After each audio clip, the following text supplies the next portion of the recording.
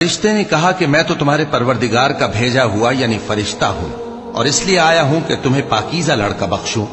مریم نے کہا کہ میرے ہاں لڑکا کیوں کر ہوگا جبکہ مجھے کسی مرد نے بطور شوہر چھوا تک نہیں اور میں بدکار بھی نہیں ہوں۔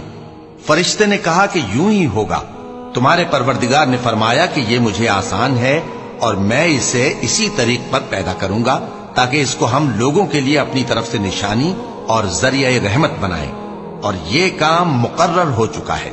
چنانچہ وہ اس بچے کے ساتھ حاملہ ہو گئیں اور اسے لے کر ایک دور جگہ چلی گئیں۔ پھر درد ذہ ان کو کھجور کے تنے کی طرف لے آیا، کہنے لگی کہ کاش میں اس سے پہلے مر چکتی اور بھولی بسری ہو گئی ہوتی۔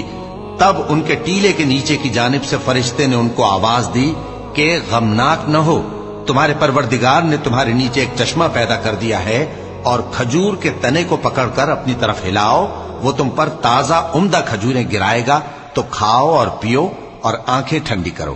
اگر تم کسی آدمی کو دیکھو تو کہنا کہ میں نے اللہ کے لیے روزے کی منت مانی، تو آج میں کسی آدمی سے ہرگز کلام نہیں کروں گی۔